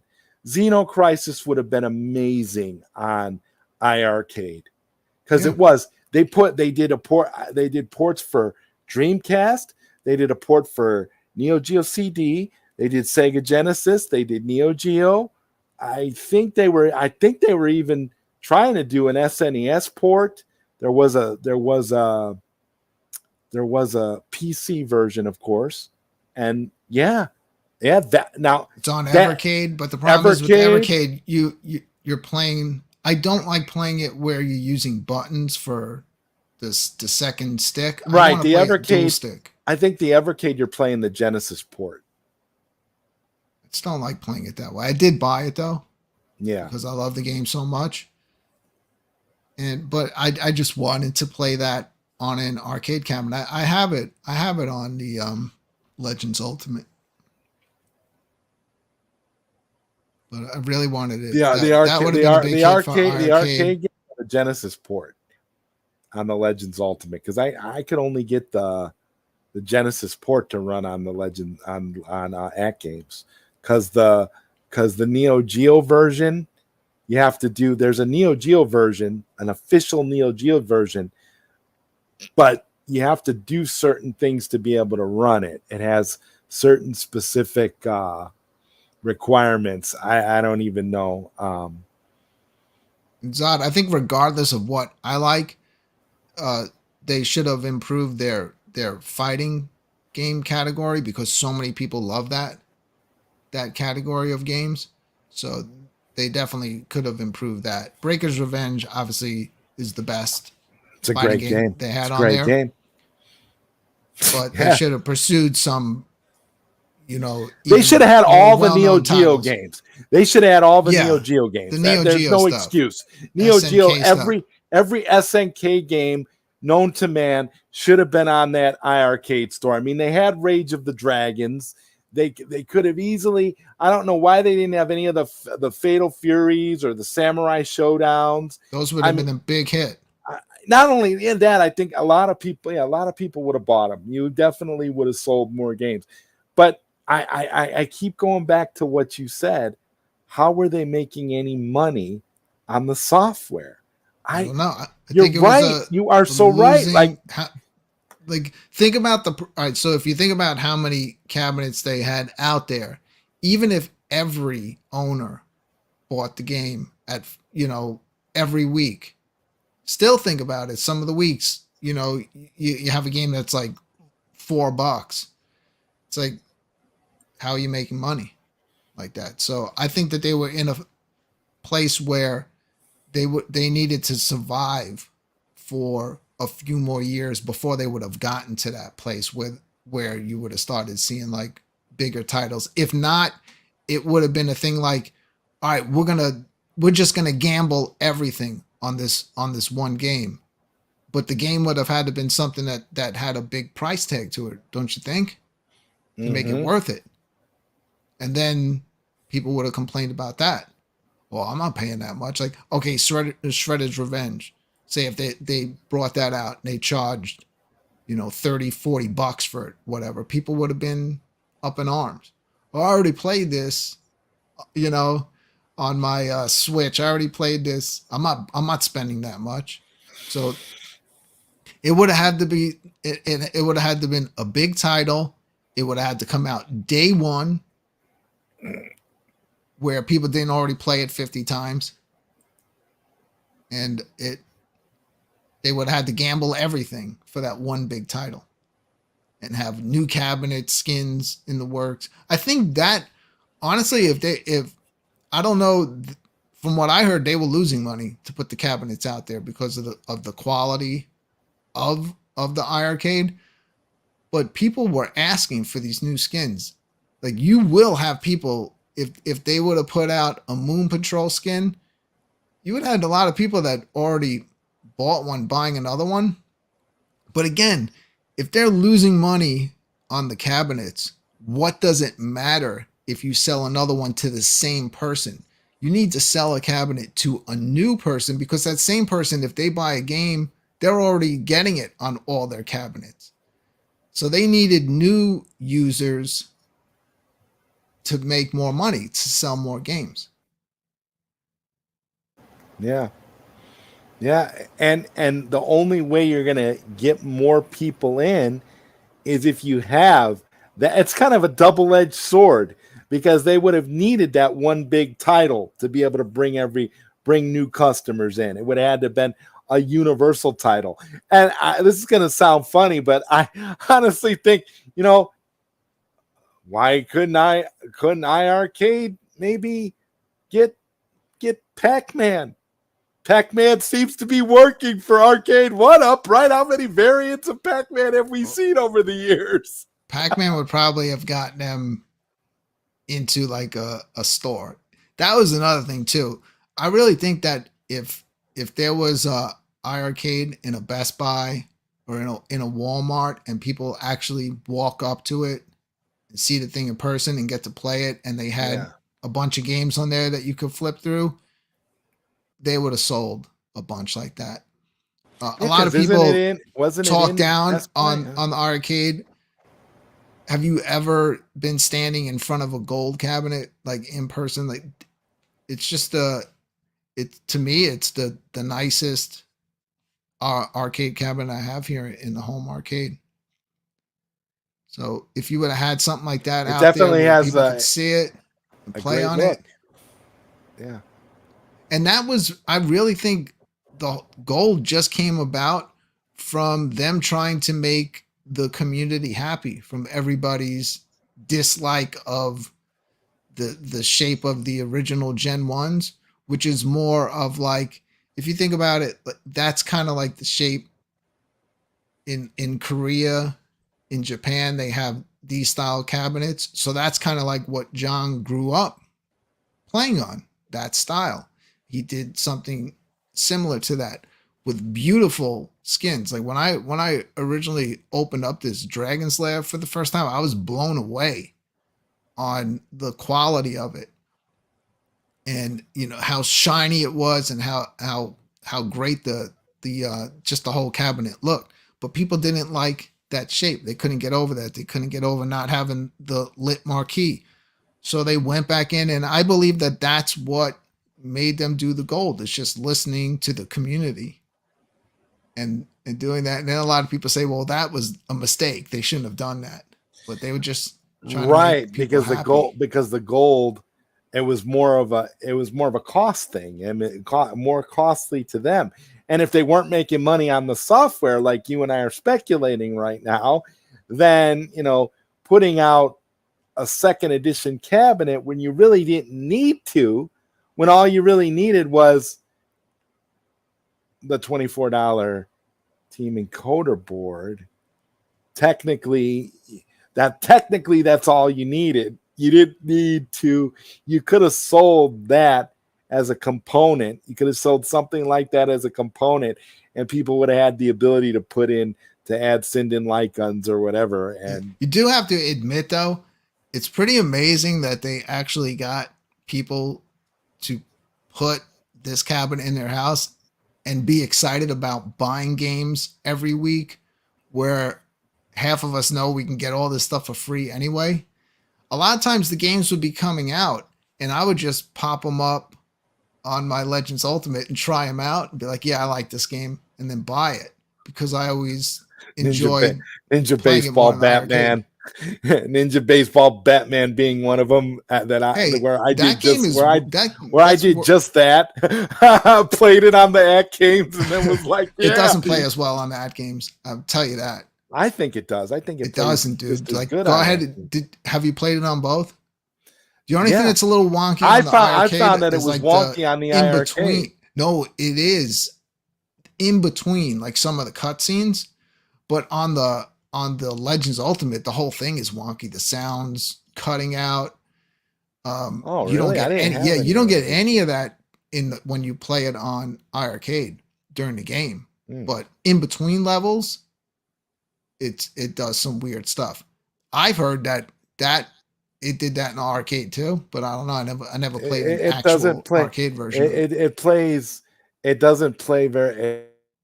It's, But that's a game. While ZodWriter is frozen up and I take over his show, that is a game that's worthy of its own cabinet. Just that game. So, yeah. like, how does it? That's why most people that have arcades that have a ton of games, what happened is it sucks, man. I got to tell you, like, Fridays aren't as much fun as they used to be, because I really did look forward to the announcements, good or bad. It was just exciting, something to look forward to every week. And it also was more exciting for my show, right? Some weeks maybe not. Some weeks I'm like, God damn, I'm getting trolled tonight. So talk a little bit about where you're going with your show now. I've seen, Yeah, you're kind of carrying it over, and you're still doing our arcade stuff, and you're doing a correct. little bit of act games, and but it's still a lot of fun. Can you talk a My little bit show is about it? more about it's not about trying to make it where it's this community or nothing. The whole thought process of what I'm doing on Friday night is we have so many shows talking about all this stuff, and I try to do that, but that's not really my interest. I could talk about this arcade stuff and form factors for a little bit, but we already have people that are doing a very good job. But when it comes down to it, I'm about let's play the games. So the whole point of the Friday night arcade show is all the big shows are done. It's Friday night, start of the weekend. Let's all get together and make all of our home arcades become one arcade. And here we are. We play the games together. We do different challenges. We have the game fight where, you know, people are involved in voting for their favorite shoot 'em up on the iArcade. So it's mostly about, we like to talk about it, but we also, what's missing on a lot of shows that they don't do is actual gameplay. And I understand why they don't, because you can see the shift in viewers when you are playing games. It's crazy, but people do enjoy to talk about arcade cabinets and the games more than watching people play them, I guess. But you know, I'm not in a community where, like, I'm not coming into this thinking like I'm gonna be some big successful YouTuber. So I'm more in this because I enjoy editing. I enjoy putting together shows and sharing the things that I like with other people that enjoy it as well. Whether that be 20 people or 100 people, I'm good either way. You know, I'd rather be doing that and enjoying myself than doing something that I really don't enjoy just to get more people to watch. I don't know. I don't know how long I'd want to do that for.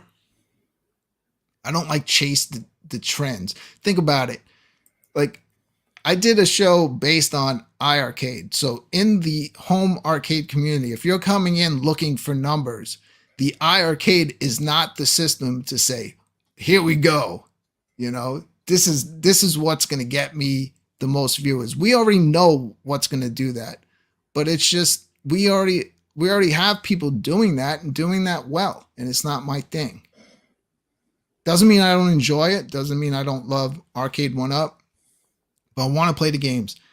We recently brought At Games on, but it's not like I didn't want to do that from day one.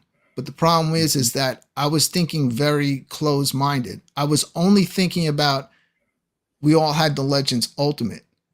I never thought about getting the little pucks that have the HDMI out and just getting a separate controller, because my thing is always playing these on an arcade cabinet.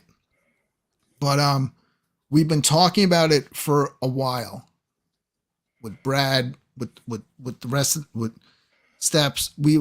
I've always wanted to be able to do At Games, but I just couldn't figure out how to do it and do it in the kind of quality that I want to do it. I don't want to be facing my camera at my arcade screen. I just want HDMI out and give people a good visual of the game. Yeah. Yeah, and you do a lot of, you know, showcases on lots of different types of games too, not just iArcade, but one of the things you do, we talked a little bit earlier about VR, and you do a lot of showcasing for VR. It's like you're a big VR enthusiast. So yeah, I'm a VR. I don't know. Like did you start off with the Gear VR where you had to put your phone? I never messed with that. My first VR was day one when the Rift came out. How many years ago was that already? Okay. When it came out, when it only had one sensor in front of you and it came with the Xbox controller. I had that day one and it blew my mind. And then it advanced. They came out with the two controllers for your hands where you put your hands in VR. Then you had to put the sensors around your room. And then I just felt like the Quest went next level because it just made it easy for everyone, even though you didn't have the computer graphics. You had the inside out tracking, so you no longer had to worry about setting up sensor bars around your room. And then I think Quest 2, Meta Quest 2, whatever you want to call it, made it mainstream. PS1 helped out, but for some reason they made the weird decision of using the wonky Move controllers from the PlayStation 3, and that it was cool, but the controls weren't there. PSVR 2, like we're talking next level. And why I'm doing so much of it is because for all these years I've been doing VR, I've been trying to explain to people how much fun I've been having and explain the games, but I was never able to stream them in a way that I felt like showed the game properly. And the PlayStation VR 2 has been the first VR set that I can stream 1080p 60 frames per second live on YouTube very simply. So if I'm playing, I stream, whether anyone's watching or not. You know, that doesn't matter to you when you're in VR. You can't see, but if people join in and they type in the chat, I can hear them. And I think I've been helping to introduce VR to a new group of people that have never had it before. And I've been telling everyone, okay, not saying get the PSVR 2, but when the Quest 3 comes out, I want people to get that. And because I think that is going to be a very good introductory set. It's going to like blow people's minds that have never done VR before. And it's going to be very easy for people that don't want to go through a huge setup or deal with any kind of wire or anything. Just be free, put the thing on, set it up one time, and you're ready to go. There you go. That's awesome. And we were talking about it before, before the show, like, we're retro game fans, and people don't realize there's a lot of VR people making games that are also retro fans, and they're doing some amazing stuff in virtual reality that it's not only about playing a game, they can actually put you back in those times. You know, it's totally different. So I'm really looking forward to some new people jumping in. And we play golf every Saturday. You know, I play with people from the community, friends that I have met that have become friends in real life. Let's see, Mike Hawk, he's been in there playing on Saturday nights with us. I play Kev Gret, my family, like all other YouTubers. We get together. We even had Console Fanboy in there one night before he rage quit when we made him fly and he freaked out. This was on Quest 2. You were doing the golf. No, well, the good thing is that I'm on PSVR 2. Kev Gret's on PSVR 2. Mike Hawk is on PSVR 2. But these games have crossplay, so you don't have to be on it. You could be on the Quest and jump into Walkabout and just jump into my room and we're playing. The difference is it really feels like we're all there together on the golf course. So we hang out, we talk a little bit, and then we start hitting some of the courses. And I think some of the most excited I've been lately of anything is when they release a new golf course. Okay, cool. Yeah, cool. It's great, and I'm looking forward. And I think people, because of the way I've been able to stream it through the PlayStation VR 2, it's introducing people that did not know about it. That I don't know what people think when they think VR. Maybe they think it's like some kind of wonky thing, but they don't realize like where it's come. Oh yeah, it's definitely amazing. I enjoy it. And like I said, one of my favorite things to do is like I like the environments. I like Yeah, the move. I like the movie theater option. that's great too. Where you People can don't sit in the realize movie that. theater and you got like an IMAX screen and you can Hmm. watch your movies and it's fun. It's a really nice a I nice environment. I've been talking about doing a VR show. I've wanted to for so many years, but like I said, I was alone. It was just me, and I could not get anybody to play this. So it's you alone. You're having such a great time, but you just want to tell everybody else about what you were doing. And when you try to explain it, it may not come across like actually being there and playing the game. So that's why I'm real happy with the PSVR 2 that I've been able to just go live whenever I play a game. I just played through a game called Hubris, and it was just like a whole sci-fi action game. It was great, man. I've been wanting to play this game for years, but it was only on PC. And again, it would just been me playing it on PlayStation VR 2. I was able to stream it. I have a bunch of people that don't have VR that are jumping in, seeing stuff like that, and they're like, "Wow, like you could do stuff like this." The only You know, problem with VR is the battery life well, you for don't for have that for with, movies. For movies, yeah, mystery encoder. Like if you want, that's the only issue. Like because you can watch a movie on an IMAX screen in VR and it looks incredible, but you just don't have the battery will die out long before your movie is over, especially with the length that a lot of these movies go now. It's like So Mr. Encoder, if you go into big room, what is it? It's a big room. What's the name of that thing? you can use big, yeah, it's called big screen. Big screen. You I got big apologize. Big screen screen. and you Go also on big have screen and go into the movies, and Skybox. you can watch, because big screen now has a deal where you can actually rent 3D movies, but they let you go into the movie theater and watch previews of the 3D. Dude, the 3D movies in VR when you're sitting in a theater, it's better than IMAX, man.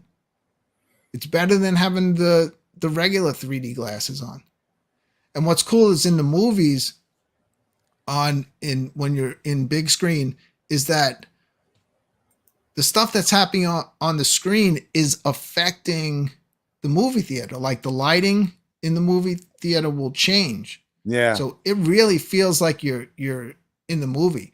We did a while back, I was hanging out with a friend of mine who I had convinced to get a Quest 2, and I invited him into my big screen. I have my own, like you get your own apartment. And then we went to the movies, and we turned on a YouTube live video of these people that we didn't like. And we were hanging out in the movie theater, throwing like popcorn and stuff at the screen. That's awesome. While we were watching the live stream. Like yeah, We were throwing tomatoes. Have you used Skybox? Because Skybox has a nice theater as well. I'm not sure, but I do have one other movie theater app for VR that I purchased through Steam a while back. But I've been using big screen. I use big screen a lot too. They made some massive improvements to that. They just keep improving it.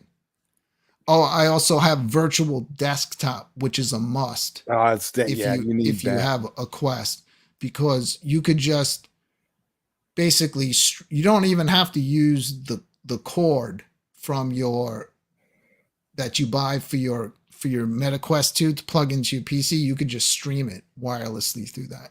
And I know Quest copied it, but I still think virtual desktop does it better. Yeah, it's really cool. But that those are my primary uses. It's like, but if it's a good movie, I always have to stop and then charge it up and then go back and continue watching. You got to do it. And if you have Netflix, you got the Netflix app. I don't know if they changed it, but last I went on, it's like you're in almost like a cabin in the mountains, and you can adjust the size of the screen in front of you. You could just kind of kick back, watch movies that way. Amazon has one. He's talking about VR porn. He bought a VR. I've never done it before. I've never done VR porn. For real. I'm sure there's plenty of it. Wow. Wow. So wow, man. I mean, we've covered so much, Brooklyn. This has been so much fun. What do you got coming up next, man? Now I've been chilling for 2 weeks. I had to DJ an event 2 weeks ago, and then last week you had the whole Southern Fried Gaming going on, and I was doing VR stuff. But I will be back tomorrow night with my show, the Friday Night All Arcade right. Show. Still playing I'll be iArcade there. games, still playing stuff on at games. Yeah, and it's like, so I'll work tomorrow, and then when I get home, I gotta edit and put the whole thing together. I gotta figure out a way to just do it where I can edit some stuff and just do that every week. But I re-edit my show every week. It's never the same thing. It's different. Like even the Yeah, intro, your editing I edit every your week. editing is So fantastic. it's a lot of work. By the way. Yeah. And I usually do it while my wife is complaining the whole time at me. Oh, So wow. Wow, that's amazing. Though you do, man, you do. Your edits are great for the show. I can't wait. I'll definitely be there Friday. I'm a member of your channel. I love your channel. Thank You you. got some great stuff. I look forward to that. The last Friday one you did, I didn't get to check it out live, but I watched some of it on the replay. It's great stuff, man. We start right after the Super Game Room dudes ends. Yeah. So we usually talk about the games, we talk about what's going on a little bit, and then we get into usually a couple of rounds of game fight, and then now we're doing 1/4 challenges, still with the iArcade, but we're also doing with at games, because I just think that opens it up for a lot more people to be involved, whether they want to be on the show playing against us or just playing at home. As long as people are having a good time, because I know like this, I love, like I put the TV up behind my iArcade. There'd be so many nights where I would enjoy watching other YouTubers doing home arcade stuff while I'm playing. So if people are doing the same thing during my show, then I'm doing the right thing. As long as people are having a good time and enjoying their home arcade stuff at the same time other people are, that's pretty much what my show's about. That's all that matters, man. Just having fun. That's the main goal of all of this. That's why we're in this hobby. And I guess I don't have to ask you if you're going to buy Arcade 1-Up's Wheel of Fortune, because I know I'm not. I don't know many people who are, but apparently it's selling out everywhere like hotcakes. I don't know. That's awesome. Enjoy it. Let's see. On that note, guys, I think we're going to go ahead and wrap up tonight's episode. I want to thank everybody for being in the chat. It's been a lively conversation. I want to thank you, Brooklyn Menace, for being here. Much appreciated. And I will be back next week with another episode of Late Night Q&A with ZodWriter. Good night, everybody.